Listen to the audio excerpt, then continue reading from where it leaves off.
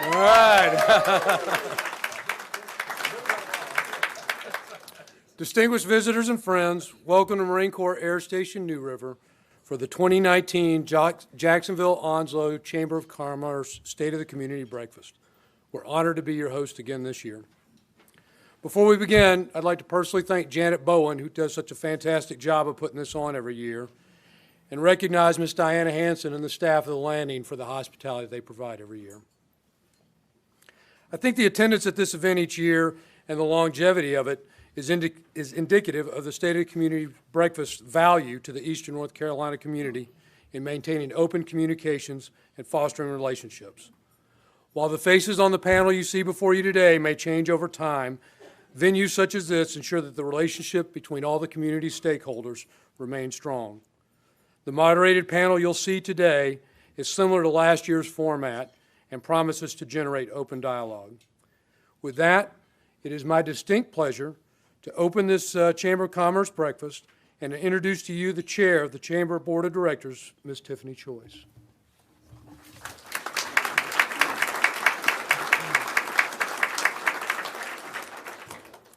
Good morning. Let us pray. Heavenly Father, we come before you this morning with praise and thanksgiving for the wonderful opportunity to serve in this great community, dear Lord. Lord, we come before you, and we thank you for the leadership in this room and the wisdom and discernment that you give them to continue leading this community well. We ask, Lord, that you bless the service members and their families who sacrifice for our freedom each and every day. We ask, Lord, that you bless the health and safety of the citizens impacted by the polar vortex. And Lord, we ask that you bless this food that has been so dutifully prepared for us and that it may be nourishment to our bodies. In Jesus' name we pray. Amen.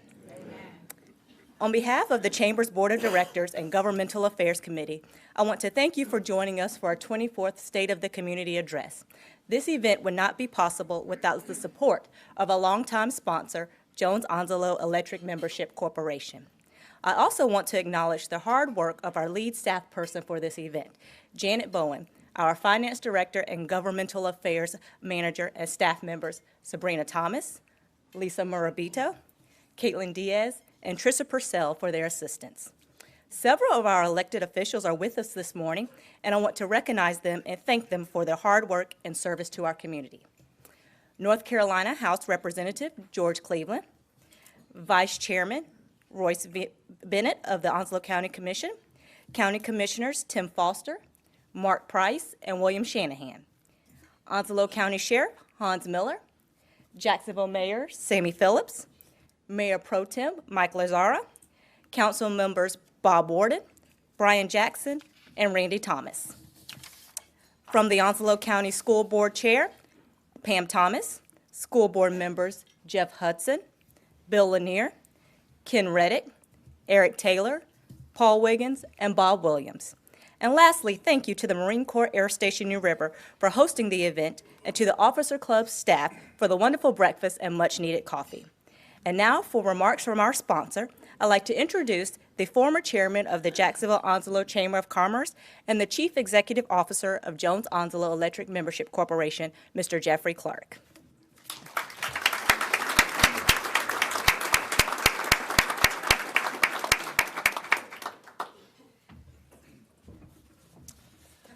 Good morning. It's good to be with you guys again. I missed this event last year. I see they've changed the format. Sammy, did that have anything to do with you?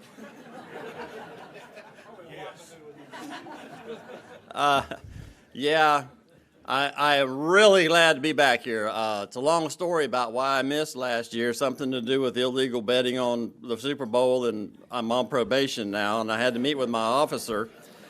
I couldn't be here last year, but the ankle monitor's coming off in a couple of weeks, so everything's good. Yeah, I should be able to get out and about after sundown for a while, in a couple of weeks. So I just want to say thank you to this group for allowing us to be a participant in sponsoring this event. This is a very important event. We learn a lot about what goes on in our community on a regular basis, but we also get a lot of valuable information at this event. So I want to say thank you to everyone that is involved in sponsoring this event. That would be the chamber. Thank you to the air station for hosting it out here, and there are other sponsors involved with this event, and we all patronize them throughout the year and continue to do that. Also, thank you to the panel for taking their time. This takes a lot of time to prepare for something like this, and thank you all for attending today, taking time out of your schedules as well. But most importantly, these events, as has been mentioned, would not go off without the help that we get from the chamber staff and the air station staff. So let's give them a big round of applause, please.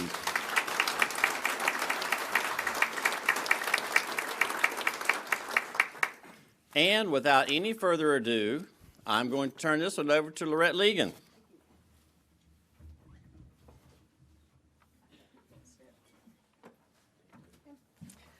Good morning, everyone. At this time, I'd like to ask our panelists and moderator to make their way to the seats. And also, before I introduce our moderator, Robin Knapp, do not get miffed at Tiffany. I wrote her speech, and I'm the one that left your name out. But we do have Commissioner Robin Knapp with us this morning.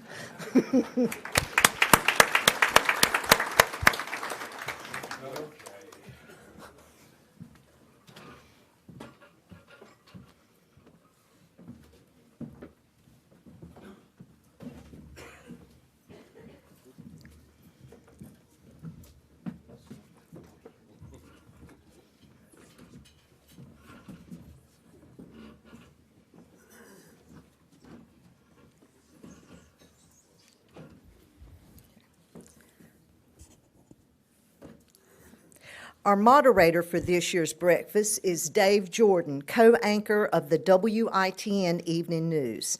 He has been covering news in Eastern Carolina since 1997.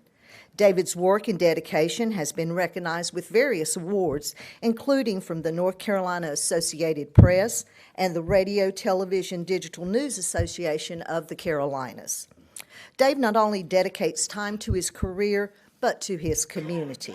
He has volunteered with local Crime Stoppers, Beaufort County Alzheimer's, Beaufort County Special Olympics. He's a literacy volunteer. He also does work for the United Way, the Rotary Club, the Red Cross, the Children's Miracle Network, and this morning he's donating his time as moderator for the Chamber. Ladies and gentlemen, Mr. Dave Jordan.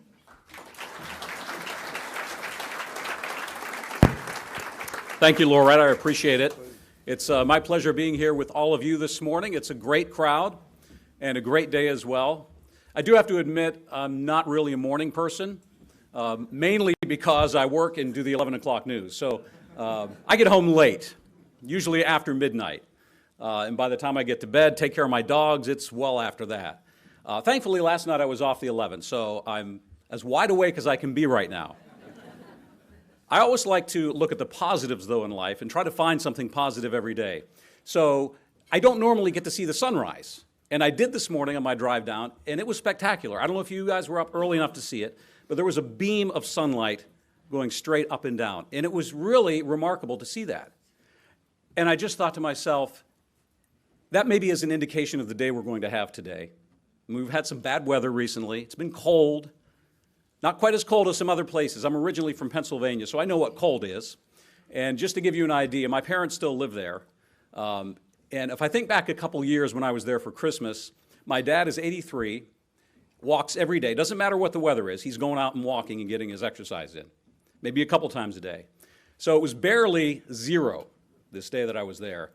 And he said, "Are you ready to go walking?" And I thought, I am not going out in that weather. But I thought, if you're going out, I'm going out. Bundled up, the hat, the gloves, the scarf, jacket, boots, all of it, because there's snow on the ground also. You know, you're out there, you're walking, your breath, you're seeing it all. You slowly start to feel your skin just kind of get tight. One block, I thought, okay, we're good. He said, "Are you just ready to keep going?" I said, "I guess I am." So we continued a little bit longer, got back home, thawed out a little bit. Now, I tell you that because when I talked to him yesterday, I said, "Did you go for your walk?" He said, "It is too cold out there. It's 17 below 0.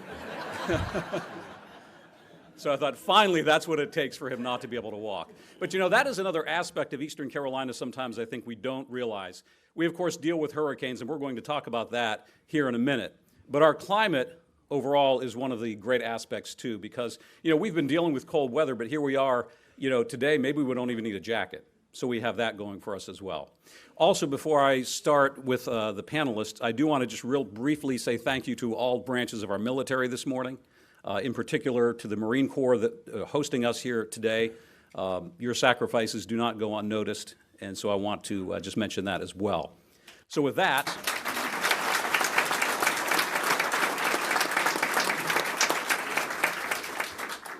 we're going to get started, and as I mentioned, the first question this morning is going to deal with the hurricane that we all dealt with. Florence, in particular, proved the resiliency of our community here. It left many citizens with substantial damage that they continue to deal with, many still displaced from residences throughout. I don't need to tell you, but I'll just give you a couple brief things that the city rainfall indicated about 33 inches of rain. Here, on the base, there was wind gusts of 81 miles per hour. So as we know, we're continuing to deal with that. So we're going to start our first question with Brigadier General Watson and just talk about the impacts that you had here and on the military bases and how you guys had to deal with that and respond. Okay. Whoa. Thanks, Dave. I'm the newest member of the panel, so I may have a few kinks to work out here. But distinguished guests and friends and neighbors, it really is an honor to be with you here this morning. And I know I set the tone here. We're limited to about 3 minutes apiece, so I'll try hard not to blow right through that and be short. And look forward to taking questions later on. You know, I know there were a number of traumatic events, both weather and otherwise, in 2018. But Hurricane Florence, you know, as Dave alluded to, was clearly the defining event of 2018 for our community, both military and civilian. And for us, on the military installations here, there were about 800 buildings that were damaged or in some way compromised by the weather during Hurricane Florence. Most of those incapable of being occupied afterwards. We had about 3,000 personnel displaced. And on top of that, over 4,000 base homes, on-base homes that were damaged and in the process of being either rebuilt or repaired across our Eastern North Carolina Marine Corps installations. Onslow Beach was severely degraded due to the erosion caused by the storm. A couple of the railroad trestles were destroyed, which has made the railroad unable to handle the traffic that we need in order to deploy forces from here. And that's significant. You know, as a location which hosts one of only 3 Marine Expeditionary Forces in our Marine Corps, Camp Lejeune, New River, and Cherry Point collectively, for our nation, are critical power projection platforms. They support our nation's premier expeditionary force in readiness, and we just can't afford to be inoperable or unable to accomplish our mission as America's 911 force. And the storm has been a bit of a gut punch.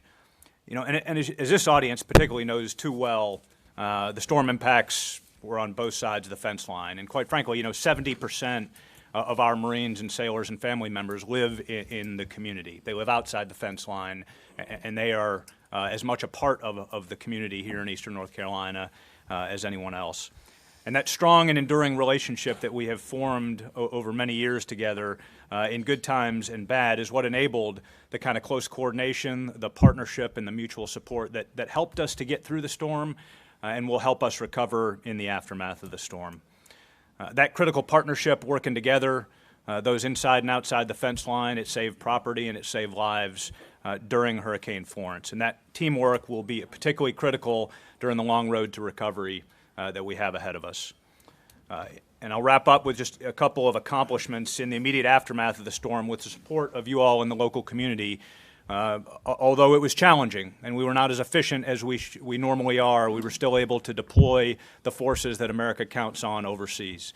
In the immediate aftermath, we deployed the 22nd Marine Expeditionary Unit, which is currently over there serving in the Middle East and in the U.S. Central Command Persian Gulf area of operations. We deployed thousands of members from 2MEF to Norway to participate in NATO's largest exercise in over 20 years, signaling to Russia our commitment and our resolve to our NATO partners. and we successfully deployed the 2nd and the 3rd task forces to Afghanistan, deploying one, redeploying another, again, in the immediate aftermath of the storm. So we continue to be mission capable, but we're going to need the help of everybody here in partnership with your local military to get through the trying times we have ahead. Thank you very much.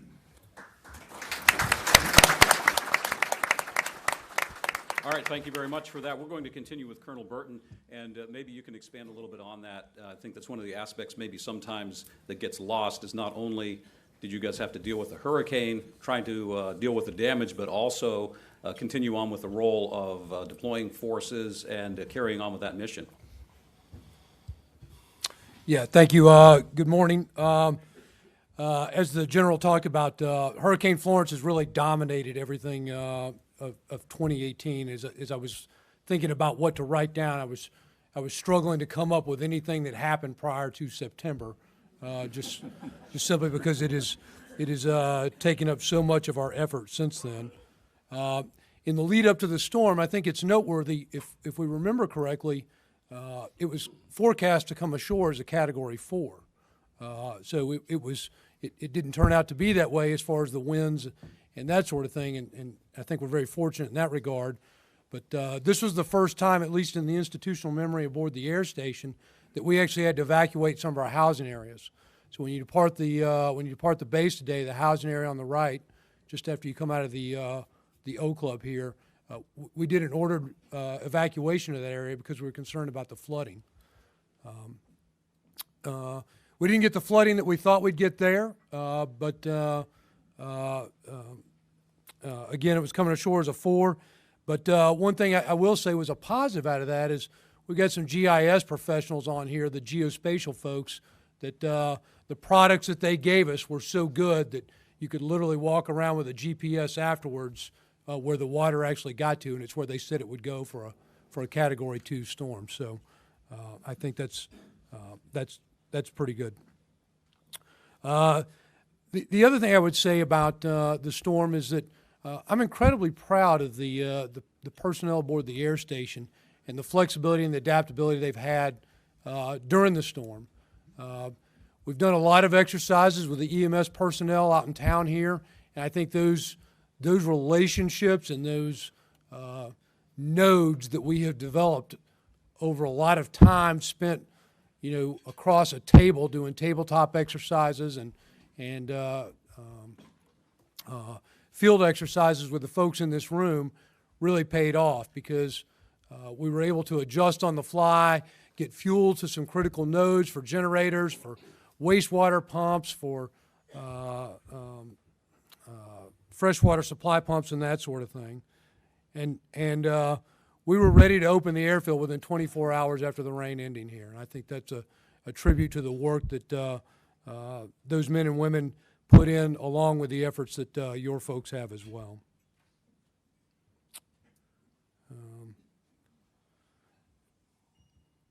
We did not, one of the things that I was very interested in was how we tied in with the EMS out in town and the command and control of that. And we did not necessarily interface with the EMS personnel out in town to the degree that I thought we might. But we monitored those networks. They were all working, and we had great situational awareness as that goes down. Not related to the hurricane, I try to think about those things in 2018 that the air station's done. We've added some additional capability we haven't had in the past. There's some a new firefighting capability here for the aircraft rescue and firefighters. The P-19R has arrived here, and we are fielding that. The operational support aircraft, we have an upgraded UC-12 Whiskey, which adds a lot of capability to our mission profiles. And we got some much-needed repaving for our primary calm wind runway out here to help alleviate during the rainy season. And then finally, the headquarters and headquarters squadron has been notified that they are the recipient of the Joint Operational Support Aircraft Command Squadron of the Year for the 11th consecutive year. And thank you. And in a newly created category, they placed second overall across all of DOD, so very proud of that. All right, Colonel, thank you very much. We're going to transition from our military bases now to the city, and the Mayor, Sammy Phillips, talking about some of the impacts, again, that you guys saw, some things that have been done, and where we go from here. Well, good morning, everybody, and welcome. We have a real good turnout today. Appreciate your time out of your busy schedules coming to hear what we have to say. One of the things, as far as 2018 is concerned, it started out with a bang. Right after the first of the year, we experienced a large snowfall, which just brought everything to a screeching halt, and this was just kind of a portent of things to come. And by September, we experienced what I consider to be the worst storm I've ever witnessed here in Jacksonville and Onslow County.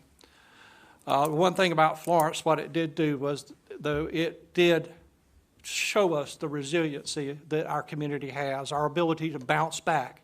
It took a while because we took a really bad hit from that storm, but we have bounced back and we're coming back stronger than ever.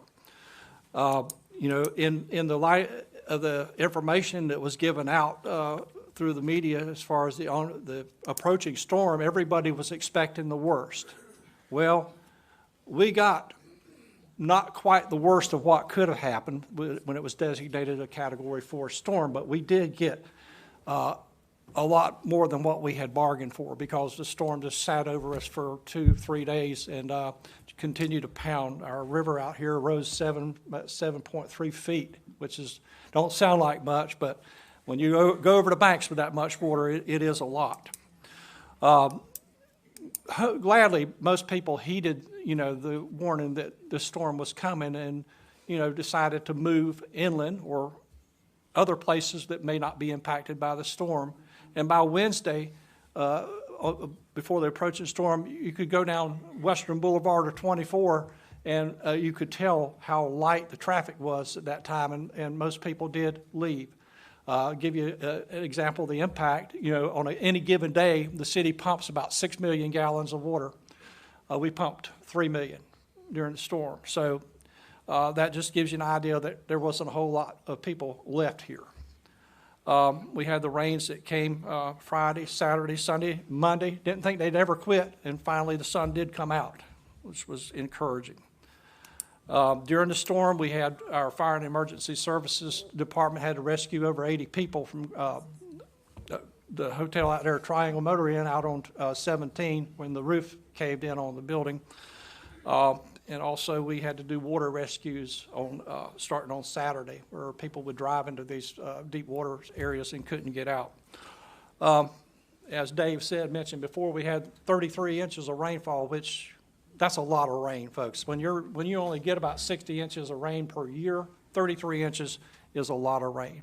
So as far as the impact, though, we experienced about $100 million worth of damage in the city, both residential and commercial. And this was the estimate in days that followed the storm, but as time went by, we found that we had a lot more damage than we at first estimated. Almost every one of our city buildings were damaged to some extent, with Jack Amyette Recreation Center being the worst hit, which is over $1 million worth of damage. Our Riverwalk Marina was flooded, and the train depot downtown was also damaged. We did learn one thing, or several things, not one thing. We learned several things as a result of what had happened in September, and that was how important it is to have collaboration, intergovernmental collaboration between all our people here, as far as the county, ONWASA, the military. You know, it's good to get together and at least have some idea of what you're going to do should this event occur. We found that the communication with our citizens was very vital during this whole ordeal. We set up our command center, emergency operations center at the public safety building. It was manned by city employees, and we actually had a phone bank established. But one thing is we tried to fill in the blanks for the media. The media didn't or was unable to, and that is to stay in touch through Facebook, through our citizen phone bank, and it was very critical. And it turned out that this was a very important thing that we did during this whole time was to keep our citizens informed. And there was a lot of concerns. There was a lot of calls through that citizen phone bank. Also, one of the things, and we've been complimented as a city on, is the fact that we got rid of a lot of the debris that was out there as a result of the storm in a very fast, rapid measure. We had our contract in place before the storm ever hit. So it made it a little easier to get folks here, get them deployed to start picking debris up right after the storm. We picked up over 400,000 cubic yards of yard debris, vegetation debris, tree limbs and leaves and all that sort of thing. But there's also a lot of construction debris too. But when you talk about 400,000 cubic yards of material, you're talking about a lot of material. But anyway, what we're going to work on in the future is we're going to look at our staff and if we ask our staff, which we did, we had a lot of our staff people manning those phones and working in the Emergency Operations Center. We're going to make sure that we make sure that their families are taken care of also. This can, during this storm, we had several city employees who were displaced from their homes as a result of it. And a lot of those were actually out working in the storm during the time that it was going on. We want to work on an evacuation protocol, try to get some work together on that. As I mentioned, we want to try to coordinate our efforts a little bit better. And also, as far as the buildings are concerned, we want to look at, in the future, buildings that we do put up, as far as the city is concerned, that we look at maybe a higher standard as far as being able to handle the type of storm that we saw here with Florence.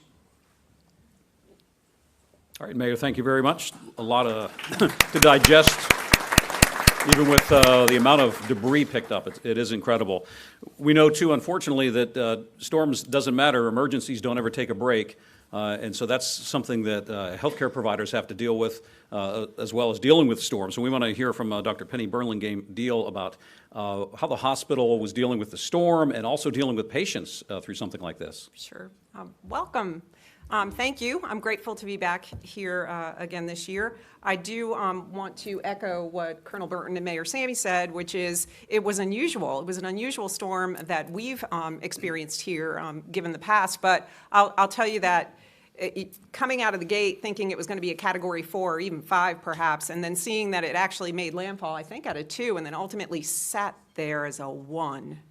For an unending amount of time. I saw a sign on one of the local businesses as I was driving into work not too soon after it, and it said, so this is what it feels like to get run over by a turtle. Yes. I also would like to say that I tried to talk David Heatherly out of playing Jumanji right before the storm hit. I'm just saying. They can separate us, Dave, but... All right, so we actually began storm preparations the week prior to by making sure that we had an emergency backup generator in place because, again, it was predicted to be a Category 4 or 5, and of course there's tremendous concern around that, not having experienced it before. To your point, the patients, what do we do with the patients, and what do we do to make sure that they are in the safest, treated in the safest possible manner? So the Monday and Tuesday prior to the storm actually hitting, we made a conscious effort to decompress the hospital and evacuate 22 patients who, they were primarily ICU, NICU, dialysis patients, and then medically unstable patients who we felt ran the possibility of their condition perhaps could deteriorate at a point in time after the storm hit, when we would be incapable of moving them to a tertiary center. That's a terrible situation. So we got 22 of those patients to safer ground, for a better way to put that. Facility damages when the storm did hit included about approximately $1.5 to $2 million facility damages for necessary repairs. When you factor in business interruption and staffing expenses, it's another $2.5 million. That's just in the month of September. So we have applied for FEMA, but we haven't received the funding yet. The biggest hit was taken to Onslow Memorial Hospital's education building that suffered catastrophic water infiltration due to failure of the roofing systems. The water just, membrane lifted up, water got under the membrane, and it started raining inside. As a result of that, there were a couple areas that were a total loss. And in the education building alone, that included 2 classrooms, a common reception area, a library, the boardroom, 3 physician on-call rooms, 2 public restrooms, and employee health. So that building right now, as we speak, is completely gutted. It also damaged the electrical, mechanical HVAC, and fire rating system, completely destroyed. So again, that's gutted as we speak. We did try to do as much water remediation to make sure there was no mold or anything like that to hold over until we get the funding from FEMA. The repairs to that building will take about 12 months once we get the funding. Our ambulatory surgery center also suffered some damage as a result of pressure changes that occurred during the storm. The ceiling structure and tiles actually collapsed in on themselves. For that, because there are 3 ORs in use, we actually addressed that immediately. So in 10 days, 2 weeks, that was back up and running. We were back in operation. In addition, there were some roofing issues over information technology, which is a terrible place to have leaks. Well, any of the places that I'm describing right now are terrible places, but cardiac rehab and the cardiac cath lab. You might remember last year I talked about the cardiac cath lab and how it was a new service. So yes, that had a terrible leak, but the equipment was not damaged. Yay. Additionally, there was another physician on-call room that was completely taken out of commission. That totals 4 physician on-call rooms gone. External to the building, the fence around the fuel farm was damaged. Several outlying buildings had water damage, but were put back in operation fairly quickly. So again, we're waiting on FEMA funding. Not sure when that will happen, but we've checked all the boxes that we're supposed to check. Thank you, Danny, for that. One final thing noteworthy is that 51 of our staff and employees were either displaced from their homes or suffered severe damage, and many of them continue to be displaced. All right, thank you very much. I want to go over there. We appreciate it. We want to talk to the county manager now as well, David Cotton, about all of this, and you're talking about intergovernmental collaborations as well when it comes to trying to deal with a hurricane. Thank you. Hurricane Florence really tested us as a community, and as Mayor Phillips stated, that end result demonstrated our resilience and our coming together, not just as Onslow County, as a community, as Eastern North Carolina, and then greater as a state, and then nationally. We really could not have achieved the point where we are right now without our federal partners, FEMA coming in. Unfortunately, we did set many firsts and many records that I cared not ever talk about. One is our Emergency Operations Center was continuously in operation for 11 days. Didn't care to set that record. 48 hours out from the storm, we were looking at a Category 4 right up the middle of the New River, essentially splitting Onslow County right down the middle. So another first was a mandatory evacuation. We had planned for it. We had worked tabletop exercises, but actually executing and effecting that, we had never done. And I will tell you that working with our partner with the school system, transporting 2,000 folks inland to shelter in the Raleigh area and then further into Winston-Salem, we could not have accomplished that without the school system. So, yeah, that deserves a round of applause, the school system. And then the amazing mindset that I got to witness firsthand working in the EOC with county staff and with our community partners. I briefly mentioned there is no issue, there is no problem that we're going to face, that there is not a solution. And they took that and ran with it. And I threw some curveballs at these folks over these 10 days. I'll give a real brief example. We were running short on supplies. Nothing was open, no electricity. One of my folks knew someone who worked at a store, thought they could get in touch with the manager.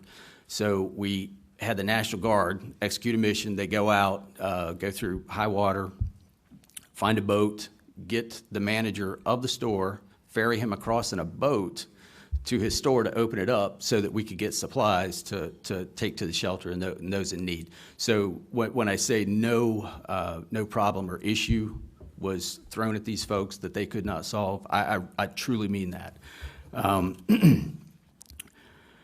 To some hard facts, $500 million in losses. This was such a catastrophic storm, even though it was a Category 2.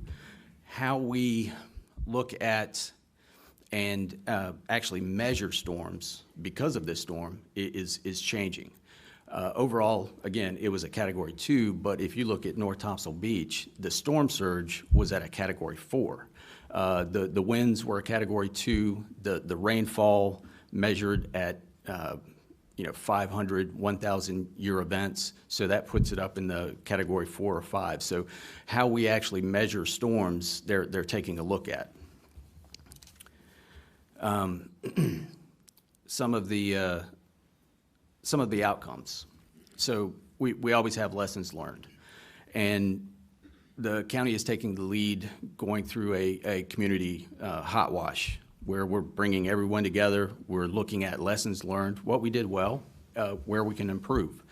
And from that, we've actually broken out, and we're actively at the point where we're doing function specific. And all I mean by that is we're getting the subject matter experts together on transportation, sheltering, decision-making, communications, and looking at this storm in particular, and making recommendations so how we can become more resilient and more effective facing the next storm, because it's not an if, it's just a when. And Matthew and Florence demonstrate that.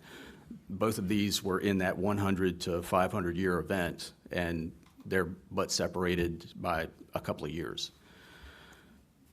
And I'll stop there. I think I've pushed the 3 minutes. All right, thank you very much. I think we all agree that hopefully we don't break those records again. Yes. That would be nice.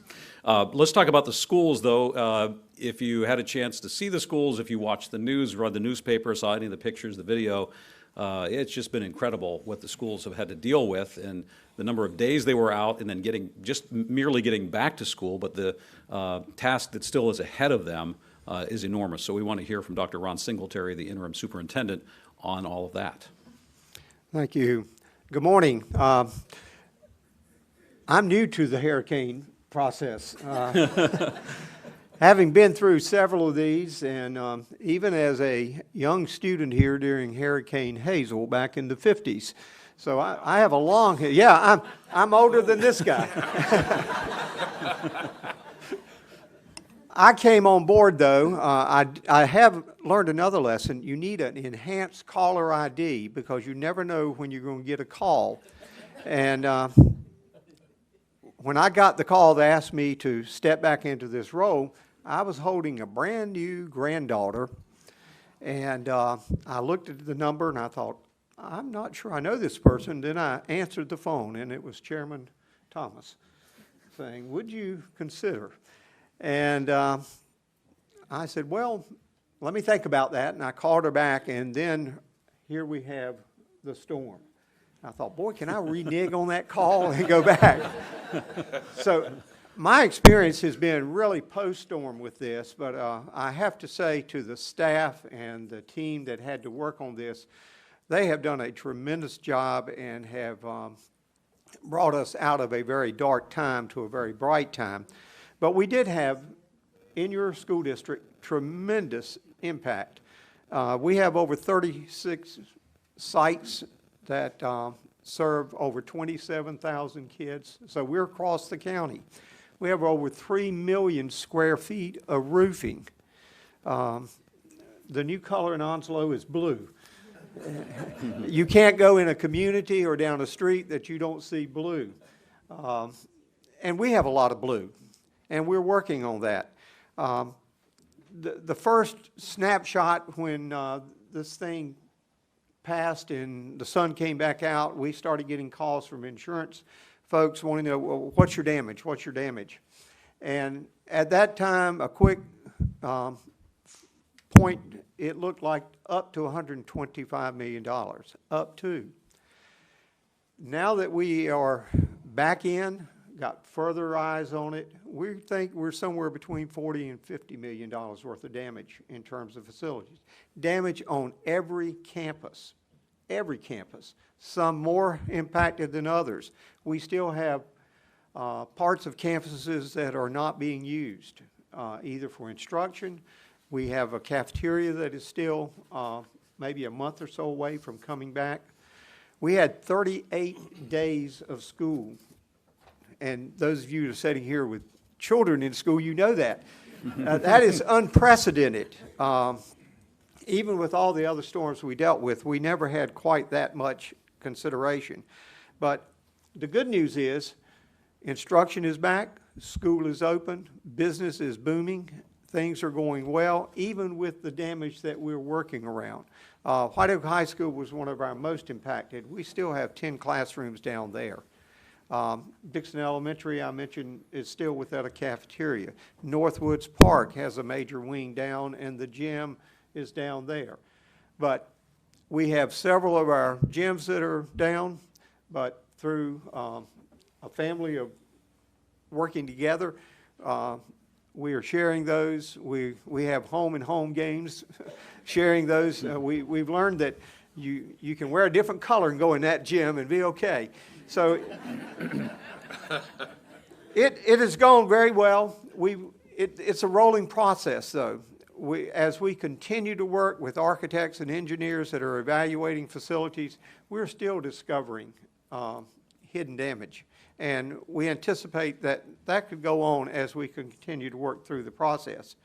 But one of the things I've told the staff that I've learned through this is it's what I call my NOAA principle. There are no prizes for predicting the rain, but there are rewards for building that boat. So our folks are building the boat, and I have to say to you that your system maintenance staff has made it possible for us to get back into places. They're working around the clock on weekends. They work 24/7 to see that these facilities that we could handle within our supplies and skill sets, we made it work. And so after 38 days, we're back, and we hope we don't have to do that again. But there were some unintended consequences, things like, I just want to mention this one. Prior to Florence, we had 62 students that we classified as homeless. 62 across 27,000. Since Florence, we've added 1,146 students to that. Now, that's students, but that's families and connections there. And in January, as of January 17, we had 1,208 students that still were in some form of being classified as homeless. That impacts your classrooms, it impacts teachers, it impacts communities across the county. Last year, we only had 317 for the whole year.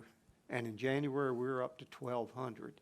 So it's a big thing, it's a moving thing, but as the mayor said, we're resilient. School is going on, it's going well, and we will get through this with the help of our commissioners and with our Board of Education working together. We're going to come back stronger than ever. Thank you. All right, thank you.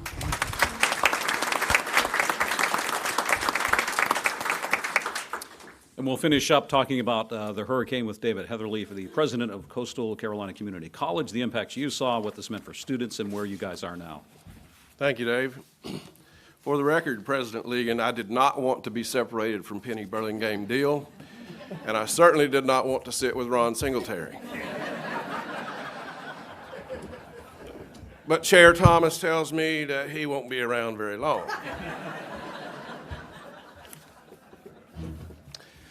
Without a doubt, this was an eventful year. And before I get into the hurricane, I would be remiss, I think, if I did not mention the over 650 faculty and staff at Coastal Carolina Community College who, throughout, have remained committed to educational quality and student success.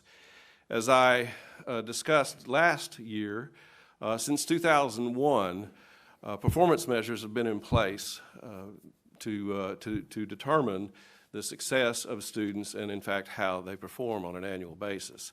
And at that time, I reported to you that for all of those years, since its inception, your community college and their students have performed either at the top or near the top every single year, and that is still the case this year. So I must commend not only the students, but the faculty and staff for an exceptional job well done, even through all of the challenges that we have faced. Also, I reported to you that we are, in fact, an accredited institution, thank God. And we, for a second time, and this is very rare for this to happen once, but we are accredited or considered for reaffirmation every 10 years. And my predecessor, Dr. Ron Lingle, who is in the room today, and he's sitting about as far from this table as he possibly can, which there may be a message in that.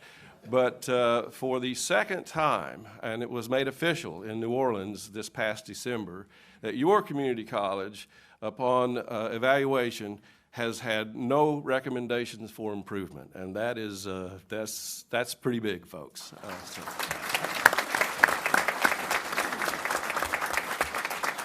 So, Hurricane Florence. I too have been in this area a long, long time, not nearly as long as Methuselah over here, but I was here for Fran and Bertha. Never saw all the evacuations that we saw. Never have I seen such devastation. I can tell you that the faculty reported after the storm that we had 880 seats vacated because of that storm. Now that's duplicated. That might mean one student has 4 or 5 seats, but that has had a major impact on our students. And I can tell you, we are very fortunate. We have made every effort we can, and we're still continuing to reach out to those folks to try to help them get back not only into their classes, but in some cases just back to some sense of normalcy. And I will tell you that without our General Assembly in North Carolina, we most certainly would not have been able to make the impact that we have made or been able to facilitate for those people. We are most fortunate to have Senator Harry Brown, Representatives George Cleveland, who as a matter of fact is in the room today, Phil Shepard, and Bob Mueller at the time all voted for relief funds for the entire state or those entities who were affected by the hurricane, including community colleges. Representative Cleveland, I think $18.5 million was dedicated solely for community colleges, $5 million for structural issues, $5 million for student aid, and then $8.5 million to take into account the lost tuition receipts that would result from the storm. So I must commend you, sir, and your colleagues on that help for those students. Thank you so much. And I have been told that Phil Shepard is also in the room. Thank you, sir. Thank you. Thank you. Of the portion, fortunately, at Coastal, there was not that much structural damage, although flooding was definitely the case. A good many of our buildings were, we could not use them in a timely fashion. We did fare better than many. Our classes, we missed about 10 days of class. I think there was our evening classes, I think, might have missed 11 class sessions or class days. But we were most fortunate in that regard. We have been able to rectify most of those situations. Where the challenge lies is to reach out to those students and help them in any way that we can. Of those funds that have been allotted for Coastal by the General Assembly, we have now committed about half of that to our students, but we're still in the process of reaching out to them and trying to help them get back at least by the summer semester if it's all possible. If you drive across this county, folks, you can see it. There are tarps on houses. There are abandoned homes.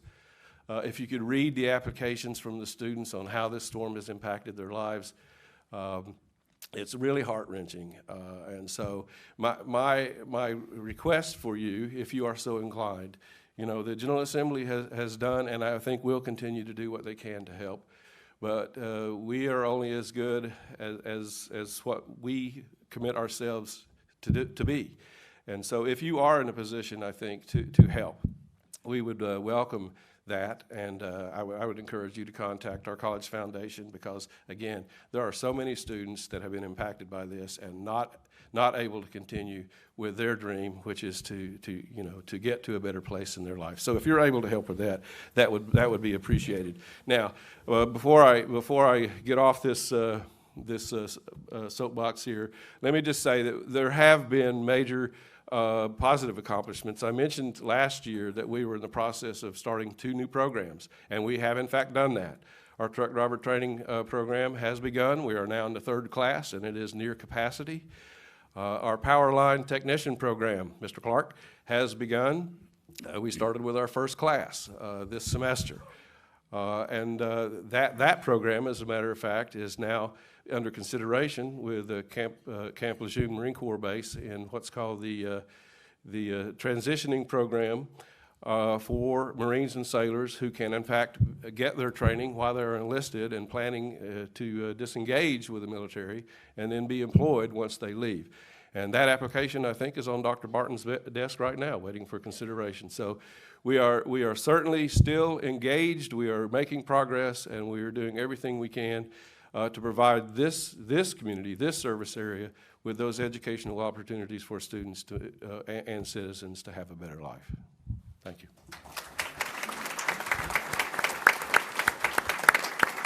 All right, thank you very much. We are going to continue on now. We're wrapped up with our hurricane segment. Some answers may be related to that, though, I'm sure, going forward here. But I think the one thing is that we've all discovered is being prepared is what is the first key. I know that in my line of work, that's one of the things that we try to stress. I also know that one of the things I've discovered is that no 2 hurricanes or storms are ever the same. So it doesn't matter if it's a Hurricane 1 or a Hurricane 4. You have to be prepared for the worst, as everyone up here has said, and hope for the best. So let's move on to our next topic, and we're going to continue with David here because you were saying some of the things that this next topic deals with, which is challenges and opportunities. So you mentioned some of the new opportunities. What do you see as some of the challenges for the community college going forward? Well, the elephant in the room, obviously, is the hurricane. And to elaborate on that, I did mention the number of seats that were vacated. And if you compare this spring semester's enrollment to last, we have approximately 200 less students on the curriculum side. Those are the credit-seeking students, and approximately 100 less students on the continuing education side. The community colleges are funded based on student activity for the previous year or the average of the 2 previous years, whichever is higher. Now, I can tell you, folks, if in fact there is no consideration from our General Assembly on that issue, it could be very challenging for your community college.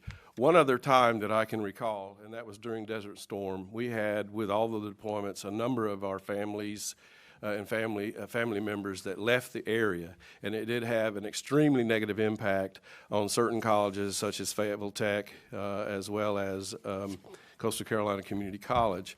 And consideration was given, there was a hold harmless clause by the General Assembly at that time so that the colleges would not be funded at least no less than the previous year. So it is my hope, don't want to put you on the spot there, Representative Cleveland, Representative Shepard, but if that does not happen, it will be very challenging. And the worst case scenario, it could mean elimination of programs, it could mean reduction in force, and I don't think anybody wants to see that. And I don't believe that that will happen. And even if it does, there will still be challenges to recover, because as we have talked about, everyone on this panel has mentioned, this has been really, really challenging for our citizens. So just stay tuned on that, and we'll see how that plays out. Now, I don't want you to think that there are not opportunities. There are. There are a number of positive things that are underway. We are most fortunate, or I feel most fortunate, to be involved with all the people at this table, even the guy next to me here. I really, really and truly am humbled by just the amount of cooperation that continues to exist. And let me give you some examples. Early college, we've mentioned that in the past. We now have an early college high school on our campus that I think began And I mentioned to you that I approached that with cautious optimism, but I can tell you, if you've kept track of that and you look at the performance of that high school, there are, I think, annual measures that come out, and the most recent, I think, Ron, in maybe September, October, when it was announced, the early college received an A+ on their performance measures. So great job to Onslow County. Great job with Principal Strope. This August, we will take yet another class, a freshman who will join the rising sophomores and juniors. The juniors, if they have gone through with those courses which were prescribed, will be completely embedded in the college. And the goal here is that upon graduation, they will have both their high school diploma as well as an associate's degree. So it's a great program, and I do believe it is one of the best programs in the state. The Regional Skills Center, I'm sure that maybe Dr. Singletary will mention that, but we are working closely with Onslow County school officials. And we are, in fact, planning at this point to be involved with a nurse aid program there at Burton Park. So plans are underway for that when, in fact, it is time for that to open. Met last week with Chief Yanero, who I believe is in the room, to talk about what we might be able to do when it comes to doing a better job for fire training in this community. David Cotton and I have talked, and actually I think, Chair, County Manager, we are meeting next week to discuss what we might be able to do, for example, with the Georgetown campus. It's about an 8-acre facility, and the college will be involved in doing what we can to provide. We've already invested in upgrading the burn building there, and I think it is near completion and ready, so we are very involved there with those. Bear Creek remains a priority that we think that's a 70-acre plot of land, which about 50 of those acres could be developed, and we're hoping one day to have a first responder training campus there. That can happen and can only happen really with the support of our county commissioners, I think, and they have thus far been very supportive on that concept. In 2016, there was a bond referendum, a statewide bond referendum, which did, in fact, provide $6.9 million to the community college, and our plan there is for a new classroom building, which the design is underway now, and we hope to get started with that in the next 2 weeks.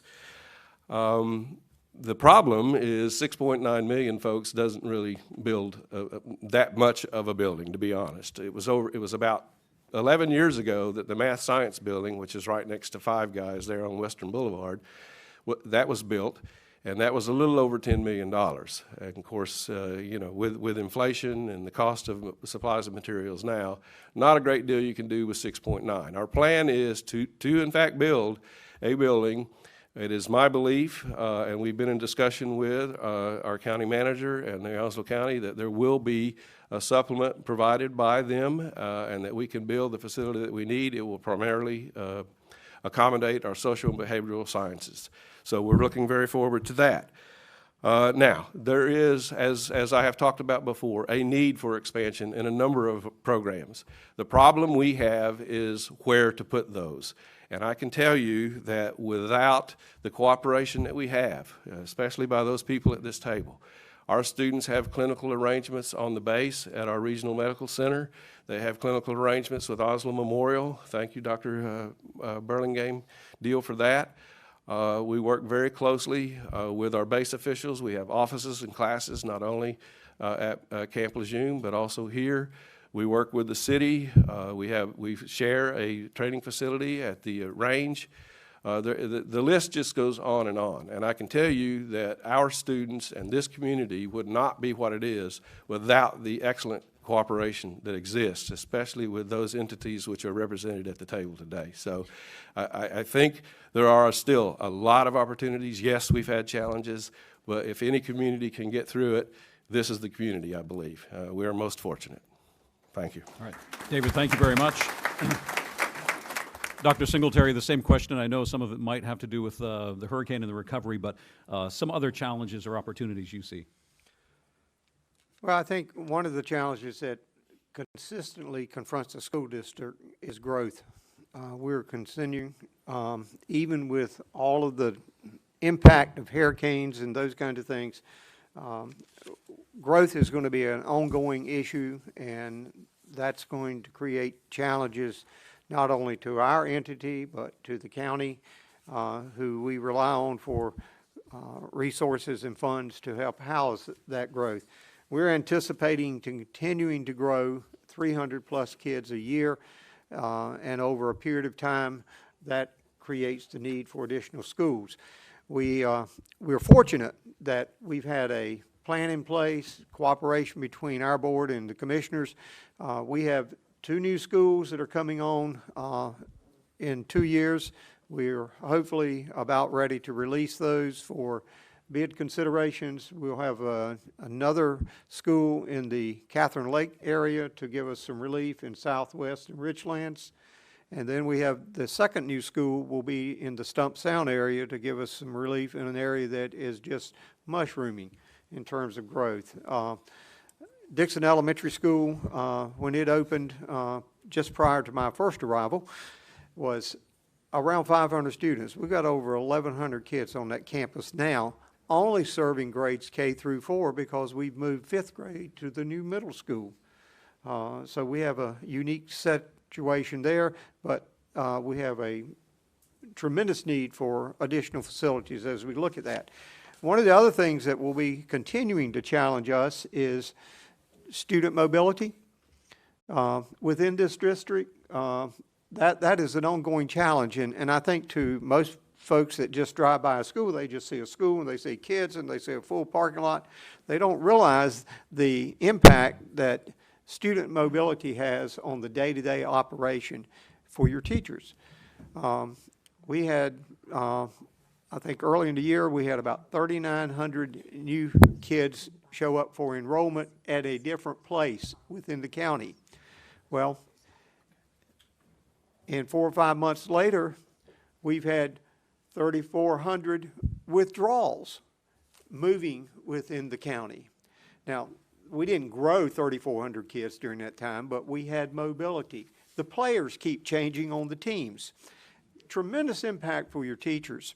And our instructional department has embraced a whole new concept that they're working on in terms of an instructional platform where they're trying to be sure that the teachers have consistent planning, consistent materials, and a consistent instructional approach, not telling them how to teach or what to teach, but giving them a framework in which they can ensure that as the kids keep changing teams, that the coach has still got the same plan, and that when they go from seat A to seat B, they're not on necessarily unfamiliar territory.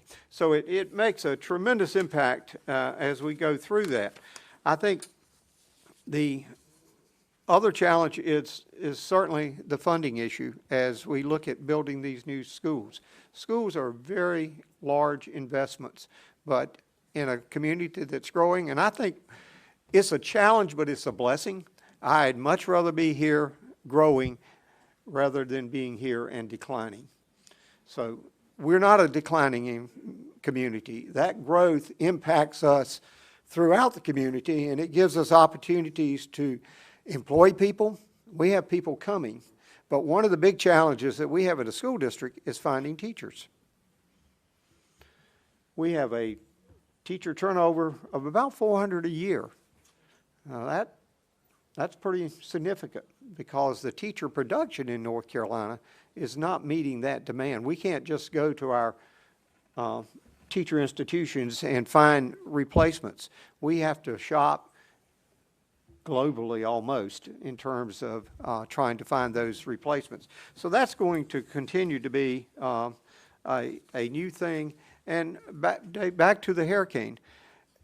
This is going to be a rolling, ongoing process. We're not going to be over this by the time this school year is out. We may not be over this through the end of the next school year. So it's going to have a long-lasting impact. We will get over it, we know that, but it's changed some of our strategies, and we're taxed in some ways we haven't been taxed before. All right, thank you very much. Move on to the County Manager, David Cotton, and one of the things that Dr. Singletary mentioned was growth, and that certainly spills over with the county, and maybe you could touch on that a little bit. Great. Building on what Dr. Singletary has been talking about in terms of growth, it's both an opportunity and a challenge. So we have competing service demands matched up with finite resources.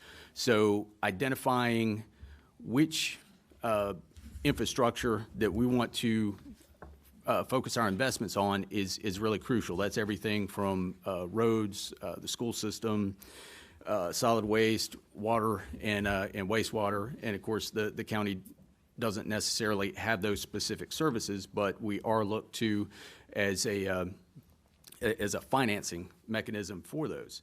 And as Dr. Singletary mentioned, it's a good position to be in of growth. I have been in other jurisdictions that were either flat or on the decline. So if I had my druthers, I would rather be here in growth. And the reason that is, the secret's out. Onslow County, Eastern North Carolina, specifically Onslow County, is a great place to live. It's a great place to raise a family. It is a very welcoming community. One of the things, just tying in really quickly with Hurricane Florence, one of the things that Hurricane Florence did exacerbate was our housing market. Right now, before Florence, the supply and the demands were not synced, but they were much closer. Now, the demand is far outpacing the supply. So if you're selling a home or you're in the rental market, it's a great time to invest and be here. But if you're looking to move to the community, your availability of what's out there is much more limited, which is not necessarily a bad thing. Construction as an industry is usually one of the community's largest employers as an industry. So our construction folks are really seeing an influx, and of course, if anyone does have one of those blue roofs, knows that roofing and the skilled labor to have come in here, you're on a long waiting list, unfortunately. One other thing that I do want to touch on in terms of a challenge, and I commend this community for taking it on, because it's one that there is no simple answer to. It's a messy topic, but it's the opioid epidemic, and this community is taking it head on. It's not something that we could ignore and hope that it gets better. So starting with the commissioners, Onslow Memorial Hospital, Trillium, the city of Jacksonville, we started a task force. And from that task force, it grew into regional collaboration. So now we have Craven County, Carteret County, and Carteret regional medical centers. And we will be standing up a mental health and substance abuse crisis center. It's a first step. But on top of that, the county and the city also applied for, and we're only one of 10 counties to receive the Strategic Opioid Assertive Response Grant. And what that does, or what that is a grant that is funded by the University of North Carolina School of Government and Blue Cross of North Carolina as a means to look at what we're facing. Our unique challenge in terms of the opioid epidemic is different from our neighbors in New Hanover County. So being able to identify, study that, and develop a prescriptive, not one size fits all, but a one size that fits Onslow County's unique variables as it relates to the epidemic is the end goal of this team getting together. There's also our community paramedic program.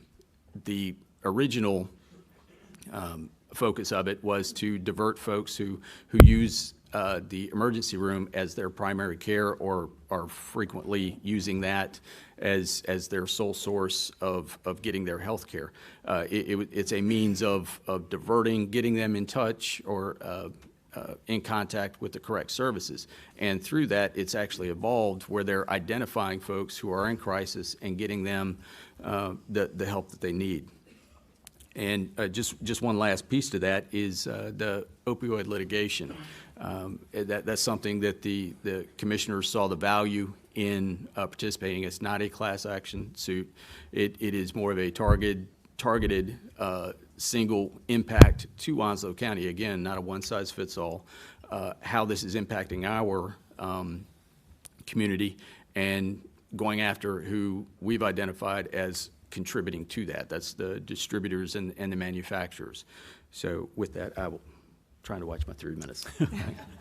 David, thank you. Yes, sir. We'll move on to Dr. Burlingame Deal, and maybe one of the issues you could talk about that seems to be an ongoing issue with healthcare is financial stability. Good question. It is an ongoing issue, and we've been pretty vocal about it, so that doesn't come as a surprise to all of you. Of course, the Affordable Care Act several years ago really threw a wrench in the works for healthcare systems and hospitals. We're working with it as best we can. We've tried to adjust. Hurricane Florence certainly didn't help the current situation that we're in as a hospital. A lot of the smaller independent community hospitals have actually joined larger healthcare systems to provide a buffer against some of the changes, both regulatory and reimbursement, that were brought about by the Affordable Care Act. So we are no different. Again, the losses due to Hurricane Florence. I'm also going to tell you that last year, so State of the Community last year, I told you that we had $51 million in uncompensated care. Do you all remember that? I know you do. So this year, $58 million in uncompensated care that the hospital provides back to the community. So you can imagine we are operating with a negative operating margin this year. Now, I heard Dr. Singletary say the new color in Onslow is blue. That takes on different meaning for us. The new color in Onslow is blue, and that is effective January 1 after a lot of work last year.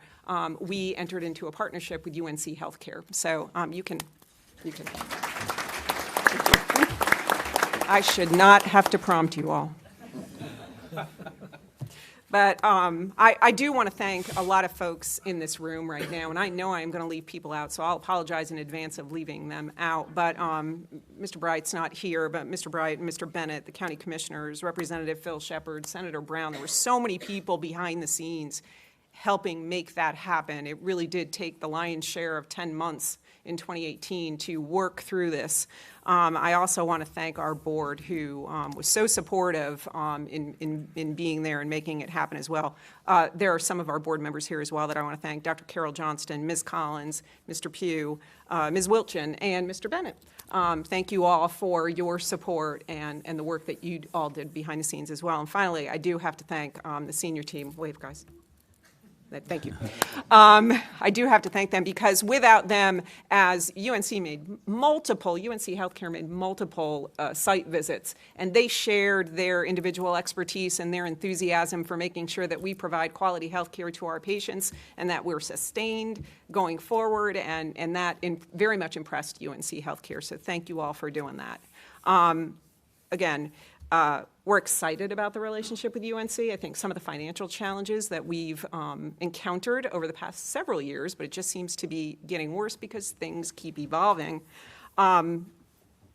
I think that it's going to be a tremendous asset to Onslow. So we're going to see additional cost savings and enhanced clinical services. They bring with them an expertise that a tertiary center and an academic medical center brings with them. So some of the primary benefits that we'll see of this agreement will include expansion of locally available hospital and community-based patient care services. That's amazing.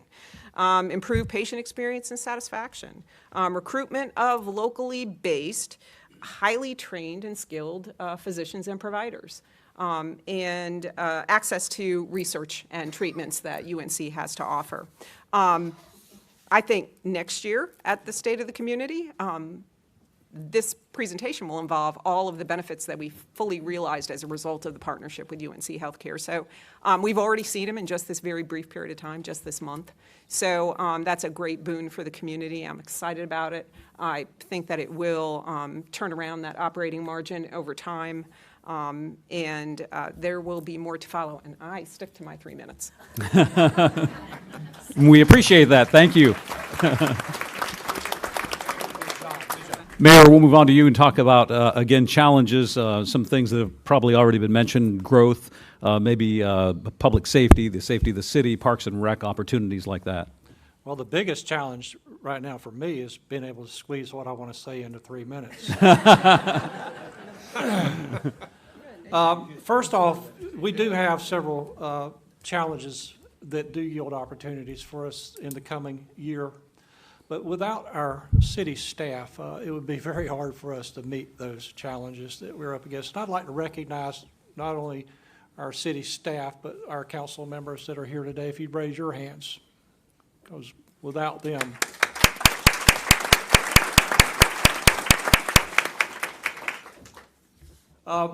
The top thing that I wanted to bring up today as far as a challenge, and it is a challenge and an opportunity, is what we've got going on in the next couple of years here.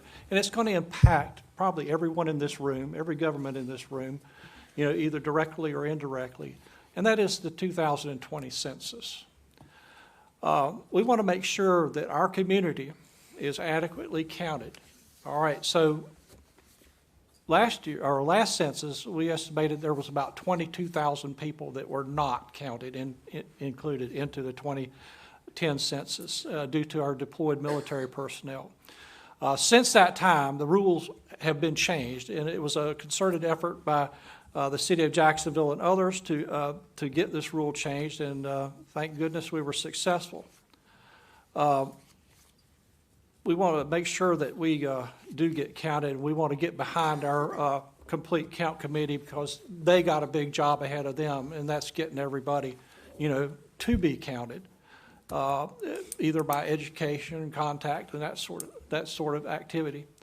You ask, well, why is it important? Well, the reason why it's important, we want to make sure that our community receives the state and federal funding that's tied to population. And we want to make sure that's an accurate count because, you know, you figure if you did count 22,000 people, but you're still servicing them, you're coming up on the short end as far as, you know, what funding you should be receiving. And this not only applies to the city of Jacksonville, it applies to Onslow County also. We know that one of the big things to me, and I know to you folks out there, a lot of our commercial development is tied to this census, to these numbers, because we know that these private companies that do come in here and locate in Jacksonville and Onslow County, they do market studies and they determine whether or not this is going to be an effective market for them. And it's all about the money. And if there's nobody here to spend the money based on the numbers that they get, they're not going to come here. So it's very important that we get this count done. As far as Dave mentioned the public safety, I want to first say that our public safety department, I think, is one of the best in the state. And it's under superb leadership with Chief Mike Yanero. Mike, where you at? I know you're here. There he is.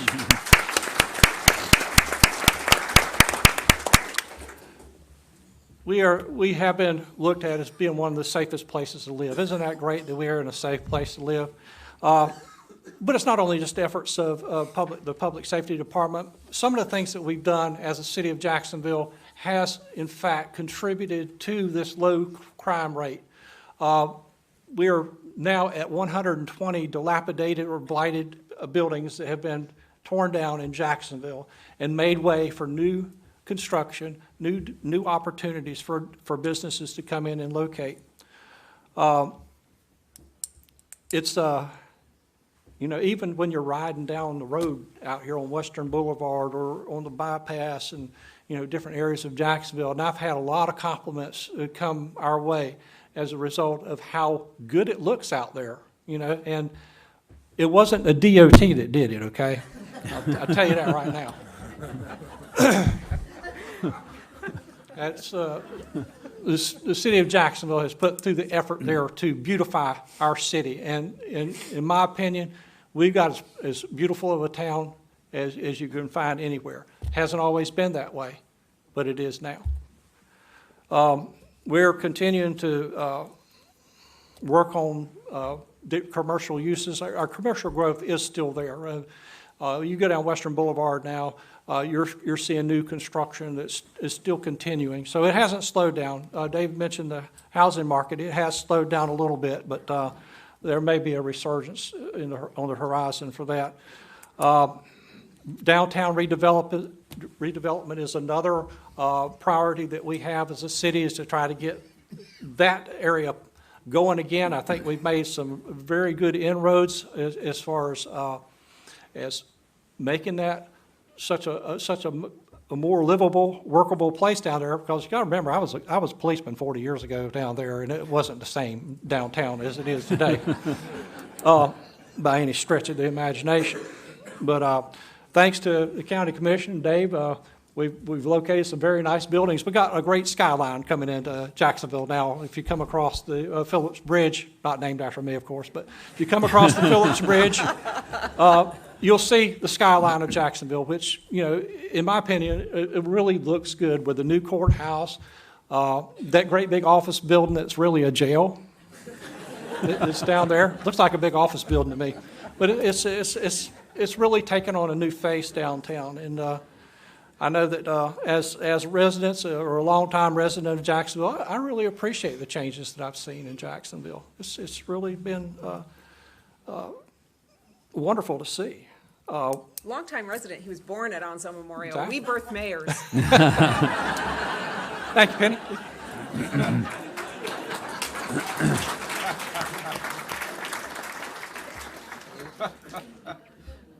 Also, downtown, one of the stumbling blocks we have as far as being able to develop downtown, of course, is parking. Parking still continues to be an issue with the downtown area. We have a lot of things going on down there during the daytime, so if you wanted to go down to, say, one of the little restaurants down there to eat, you may have to really struggle to find a parking place. Well, you know, hopefully we're going to be able to find a solution to that. We just had a joint meeting with the county commissioners this past week on Monday. And at that meeting, we decided that we were going to start looking at and coming up with a plan to improve the parking in downtown Jacksonville. So hopefully we'll be able to add, you know, and the thing about it is, if we ever intend to develop Jacksonville to within our vision, what the vision we want it to be, there's going to have to be some place for somebody to park. But anyway, I just got tapped on the leg by Dr. Burlingame here. She told me to. So, thank you.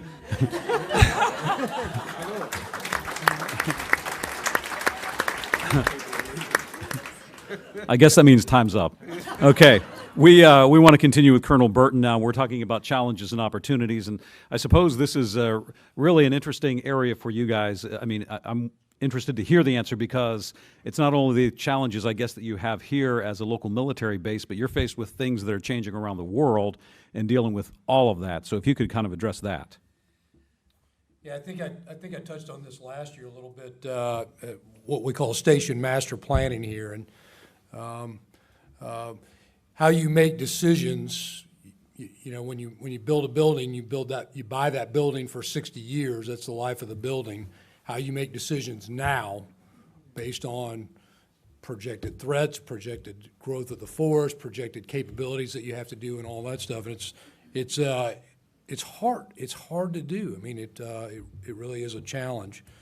And then when you take a look at a base like New River, I say we're bolt on, you know, because over the years we've just added projects and all that, and we're not functionally arranged so that you know, a Marine can stop turning wrenches on a flight line, walk over to the chow hall, grab some chow, and then get right back to work. He's got to get in his car, he's got to drive, he's got to go park. And when you build parking lots, now I have to manage that stormwater and all those trickle-down effects that go with that make that incredibly challenging. And you really have to find critical thinkers that are able to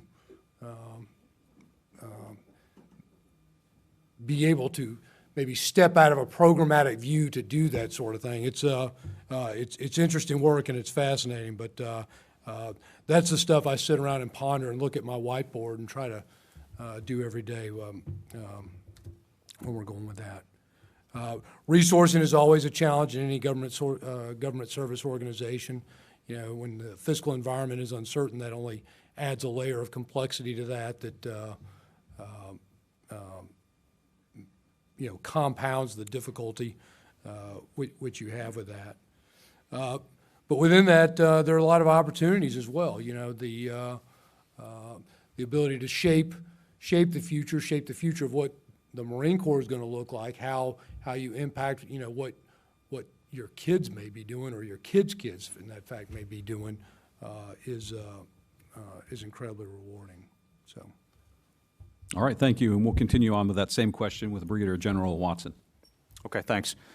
You know, I mentioned in my first set of remarks about the units that were deployed and redeployed from here in eastern North Carolina in the aftermath of the storm. You know, and I think it's true to sort of paraphrase a quote that's often used. I mean, the sun really does never set on members of the eastern North Carolina military community that are deployed overseas in the service of our nation. I mean, they are from the Western Pacific to the Middle East to Europe, Africa. I mean, they are truly globally deployed all the time. And what allows them to be successful is the fact that we have, you know, we have the facilities, we have the people, we have the resources here to prepare them for what they go to do overseas in the service of our nation. And what allows them to focus while they are overseas is the collective effort we put as a community into taking care of their families while they are gone. So, you know, that partnership is critical. I want to reemphasize the integration that we have inside and outside the fence lines of our installation in the service of our nation. You know, I think, you know, it's really, it's hard for me to talk about challenges and opportunities in the near future, though, without reverting back to Hurricane Florence. And I think a couple of things are important to mention. One is that, you know, while there were innumerable examples of successes in the preparation for the storm and during the storm and after the storm, and in the cooperation we have, like, you know, the new Level 3 Trauma Center at Camp Lejeune's hospital and the partnership that they have with Onslow Memorial in service of not just our military family members and veterans, but the local community. It's the first trauma center in DOD on a military base that serves not just the military, but the local community. You know, and our partnership between our civilian and military security and safety employees on the bases with our first responders out in the local community, and our leadership with the emergency operations centers and things like that. But not everything was perfect, right? I mean, we did have some lessons learned. We had some friction points. We had some things we needed to do better. And there's been a good after-action review process that's been started. And it's really important that we build on that because, you know, we're what? A few months away from the next hurricane season. You know, I know that's kind of scary. So we need to focus on that, and we need to have those adult conversations. You know, we continue to celebrate our successes, but more importantly, you know, as professionals, to talk about how we can even be better prepared for the next one. And then I'll kind of just talk for a second about money. So if you've been watching the news at all, you know, 3.6 billion with a B. You know, that is the cost of Hurricane Florence for Cherry Point, New River, and Camp Lejeune, our Eastern North Carolina installations. That's about, you know, that's the cost of operating out of, you know, 60, 75-year-old infrastructure that we've been putting Band-Aids on for years. Those buildings don't hold up so well. I mean, there was very little damage to the buildings that have been built on our installations over the last 10, 15 years. But the older buildings, it was catastrophic. And $3.6 billion is what it's going to take. $2 billion to rebuild the building, to destroy the buildings that are unrecoverable and build new facilities. $1.2 billion to repair the buildings that it is still cost effective to repair. And then about another $300 million for the IT infrastructure, the routers and switches and computers and servers and all that stuff that was destroyed due to water infiltration. And a couple of things work against us, and I'll sort of wrap up with the fact that, you know, the audio and the video, right? You know, as you look at what gets the attention of the nation, you know, I think that's a great example, you know, the being run over by a turtle. I mean, but you know, that's not an attention grabber on the news, right? You know, I mean, you know, people have a short attention span. So, this has got to keep people's attention over time. And our resilience kind of works against us in some ways, because we are. I mean, as military members and as members of this community, I have not lived here as long as many of you, but I've probably served 10 years out of my career here at Camp Lejeune and in Jacksonville. Lived in the community and on the installations, and the members of this community are resilient. And so we talk about what happened, but we ultimately kind of put on our big boy pants and get to work, right? And we make it happen. We get ready for the next one. We fix what's broken and move on. We need help here to get well from last year's storms. We need help from our representatives, in the the state capitol and in our nation's capital, and they've got plenty of other challenges, to deal with right now in Washington and elsewhere, as we know. So they've got other things that they've got to deal with as well. So we've got to keep this on their radar. We've got to keep this, help people to understand that although, yeah, we this is not failure for us. I mean, this was a gut punch, and we will move on in order to get well and continue to do what we do collectively as a community in support of the defense of our nation. We're going to need some financial help. $3.6 billion is not going to be easy, but that's what it's going to take in order to get well. And the video, it works against us, right? We're not Tyndall. The Air Force Base in Florida that was crushed, I mean, it was really just flattened during Hurricane Michael. So that plays well on TV. Here, what happens? A few singles blow off, and then you get 3 days worth of 33 inches of rain that seeps in and destroys the buildings from the inside. So you drive by, you put a camera on it, and it's like, a couple blue tarps doesn't look so bad, right? I guess they're okay. But we all know that that's not the case.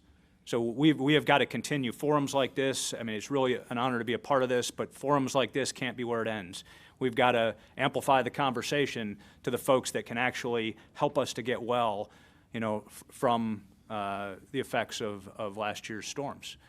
That's a lot of money, but it's also, it's a lot of money coming into the community. And I think that's important for all of us in terms of the future. Thanks.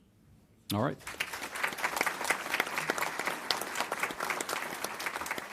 Thank you very much. That is going to conclude our question and answer portion of this forum.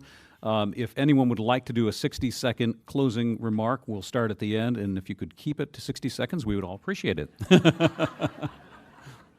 I'll just say, again, an honor for me to be here, and I really appreciate your time this morning. Thanks.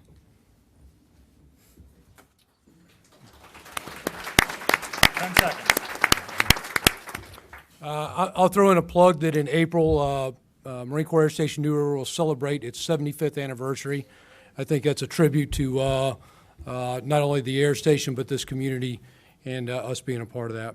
And there'll be new station leadership coming this summer. I'm going to be stepping away as Marines do, and I will make sure that I introduce my successor into this community, and he will continue to serve you well. So thank you.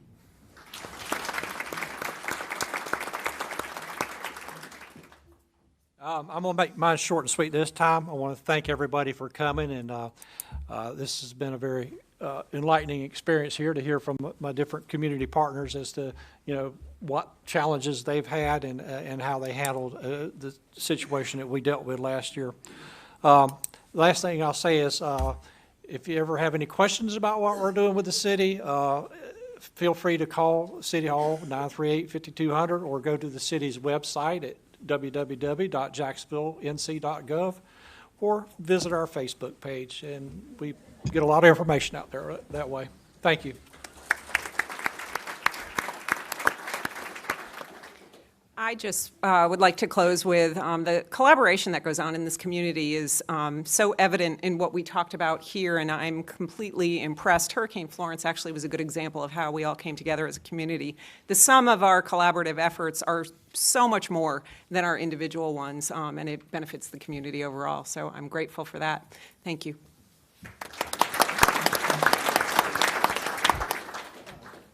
Thank you for allowing me to be a part of this, particularly my bosses for allowing me to represent the county. Do want to drive home the importance of the 2020 census. There is $675 billion up for grabs at the federal level. Of the 435 House of Representative seats, that number does not increase, but the ratio of representative to the represented, so the reapportionment is really crucial. So help us get the word out of the importance of the census and make sure Onslow County has appropriate representation. Thank you.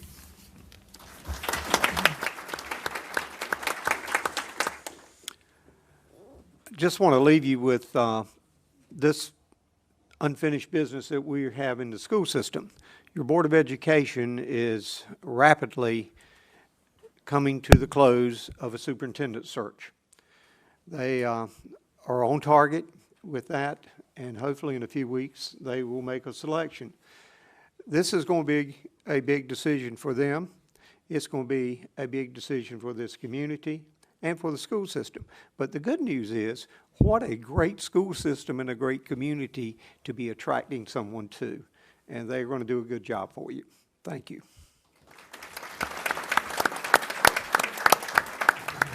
I have said many times, we are not a military community, we are the military community. How fortunate we are to be the home of so many military heroes, and especially have a community of civilians that understand their mission and support that mission. I've heard General Watson say and General Burton say in the past, in their experience across the nation, they have never been involved in a community that is more supportive of the military than this one. And we are what we are, folks, and you've heard it all across this panel. We are what we are because of our sharing of resources and our cooperation through understanding, because of the fact that we understand one another. And I think with that, and continuing with that, it can only get better. Thank you, and have a good one. Thank you all very much. I want to thank all of our panelists for being here as well, and all of the wonderful information that we gained in moving forward with what we heard here today. And thanks to the Chamber for allowing me to be here and be a moderator. It's been my pleasure to be here with all of you this morning.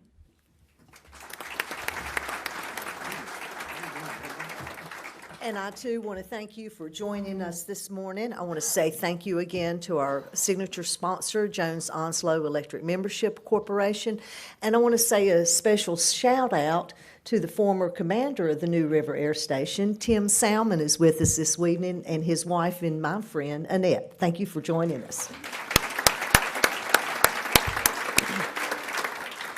2019 also marks the Chamber's 75th anniversary. So, Colonel Burton, whoever the new guy is, tell him I'm going to be coming to visit. We're going to plan some events together. But we do already have some very exciting and special events planned to celebrate this milestone, and we encourage you to be a part of these events. Go to the Chamber's website. We're going to have all the information there, or pick up our monthly newsletter, and you can find out everything's going on. Thank you again, and we stand adjourned.